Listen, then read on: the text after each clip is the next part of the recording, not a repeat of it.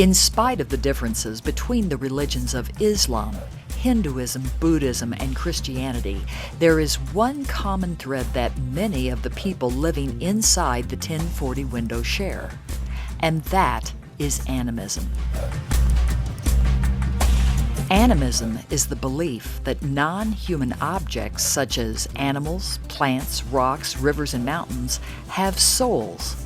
It also includes a belief in the spirits of dead ancestors and others roaming the earth and controlling those who are still alive. While animism is not a religion in and of itself, it is intertwined with all the major religions of the 1040 window. Animism is centuries old. Even Plato and Aristotle contemplated the idea that a soul could exist in animals and inanimate objects. Today, there are various definitions of what constitutes animistic beliefs, but the most widely held is that non-human entities have souls. In other words, there are many inside the 1040 window who believe that rocks, mountains, trees, and animals all have spirits, and that those spirits can impact their lives, both to the good and the bad. Consequently, they believe that in order to keep those spirits happy, one must placate those spirits with various sacrifices and modes of behavior. Sometimes animists will wear certain objects, such as good luck charms and amulets around the neck in order to protect themselves from evil spirits. In other instances, people believe that one person can give another the evil eye and thus bring illness, bad fortune, or even death. To prevent that from happening, they buy charms to protect themselves, their loved ones, and their homes from the evil eye. Look carefully in most Muslim, Hindu, and Buddhist communities in the 1040 window, and you will see various good luck charms and protective symbols.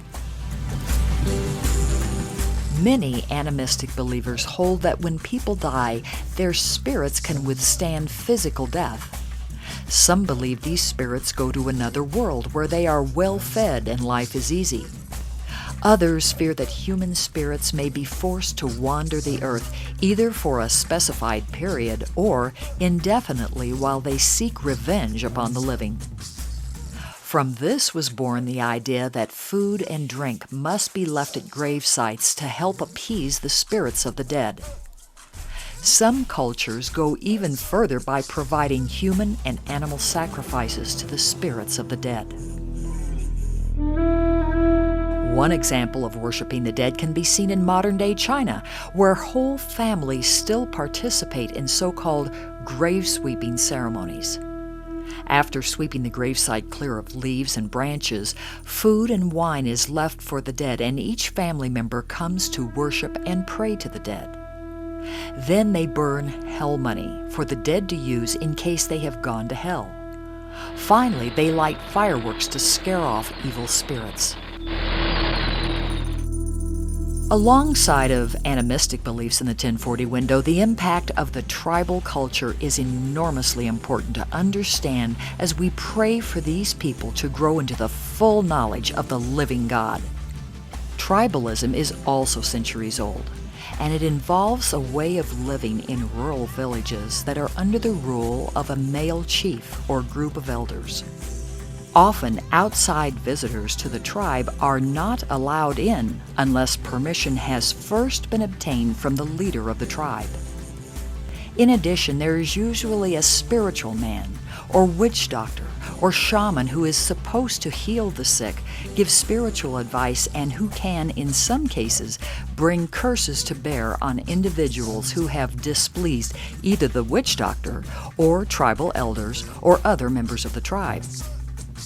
This tribal tie is very, very strong for the members of the tribe, and even if an individual grows up within the tribe and leaves to go live in a larger city, they will most likely still return to the tribe to visit family and consult their witch doctor.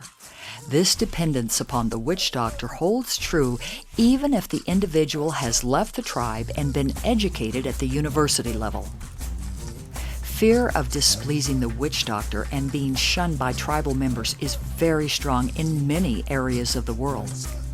Tribal peoples do not necessarily have worldviews because their world is their tribe.